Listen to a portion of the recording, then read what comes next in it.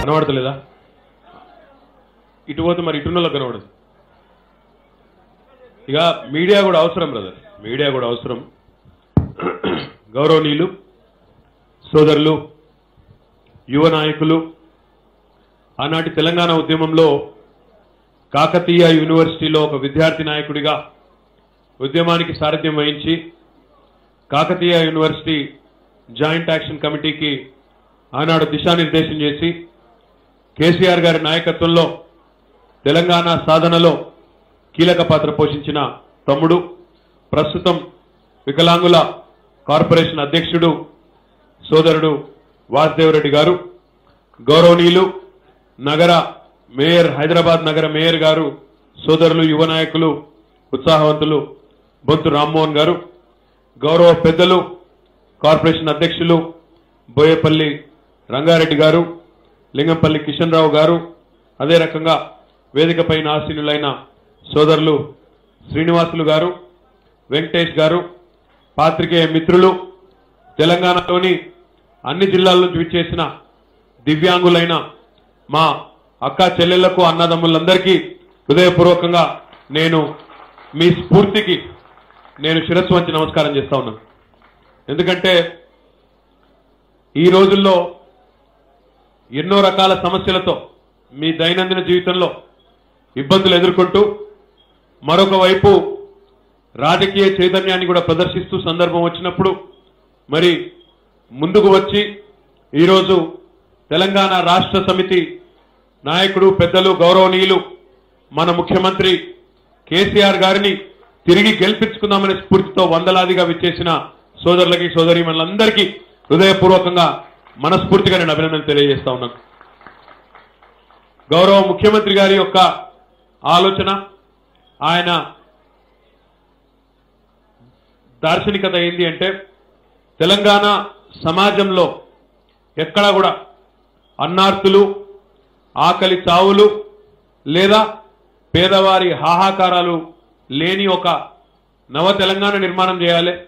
అందులో అందరూ కూడా సంతోషంగా సుభిక్షంగా ఉండే విధంగా ఉండాలనే ఒక స్ఫూర్తివంతమైన ఆలోచనతో రాష్ట్ర ప్రభుత్వ ఆదాయాన్ని పెంచుతూ ఆ పెంచిన ఆదాయాన్ని పేదలకు పంచుతూ సంక్షేమ కార్యక్రమాలకు పెద్దపీట వేసి అన్ని వర్గాలను కూడా కలగలిపి ముందుకు తీసుకుపోవాలనే ఒక స్ఫూర్తిదాయకమైన ఆదర్శవంతమైన విధానాన్ని మన ముఖ్యమంత్రి కేసీఆర్ గారు గత 4 సంవత్సరాలుగా అనుసరించిన విషయం నాకంటే బాగా మీకు తెలుసు. ఈ దేశంలో 29 రాష్ట్రాలుంటే ఈ 29 రాష్ట్రాల్లో ఏ రాష్ట్రంలో లేని విధంగా 43% బడ్జెట్లో ₹1 ఖర్చు పెడితే అందులో 43 పైసలను పేదవారి సంక్షేమానికే ఖర్చు చేస్తున్న ఏకైక ప్రభుత్వం భారతదేశంలో తెలంగాణ ప్రభుత్వం అని చెప్పి కూడా గర్వంగా చెప్పుకోవచ్చు. 1 కాదు, 2 కాదు, 453 పథకాలు ఈరోజు పేదవారి సంక్షేమానికి ఖర్చు చేస్తున్న ప్రభుత్వం కేసీఆర్ గారి నాయకత్వంలోని తెలంగాణ రాష్ట్ర సమితి ప్రభుత్వం అనే మాట కూడా ఈ సందర్భంగా నేను మీకు గుర్తు చేస్తా ఉన్నాను.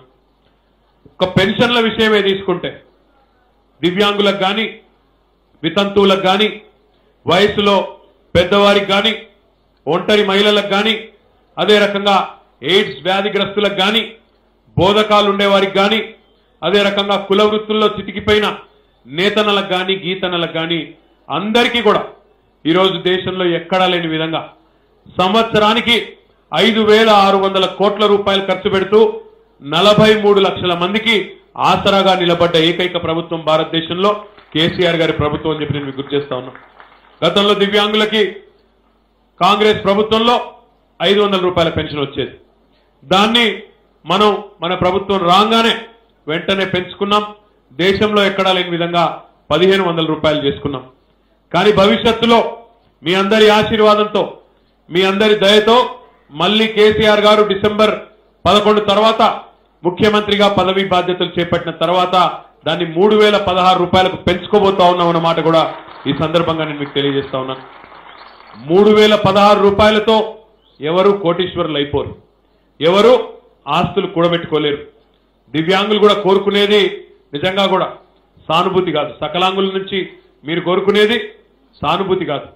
కేవలం ఆత్మగౌరవంతో మీ బతుకు మీరు బతికే విధంగా, మీ కుటుంబాన్ని మీరు పోషించుకునే విధంగా, మీకు చేయూతనిచ్చే విధంగా ప్రభుత్వం నిలబడితే చాలు, మేము సమాజంలో అందరితో పాటు సరి సమానంగా నిలదొక్కుంటామనే ఒక ఆత్మవిశ్వాసాన్ని మీరు ఏదైతే ప్రకటిస్తా ఉన్నారో దానికి అండగా నిలబడేదానికి మీకు ఒక గౌరవంతో, మీకు ఎవరి ముందు చేయి దాపే పరిస్థితి లేకుండా మీరు మీ పాటికి మీరు ఆత్మగౌరవంతో బతికే విధంగా ప్రభుత్వ పరంగా చేయూతనియాలన్న ఆలోచన తప్ప వేరేటి కాదు అని కూడా ఈ సందర్భంగా నేను మీకు విజ్ఞప్తి చేస్తా ఉన్నాను.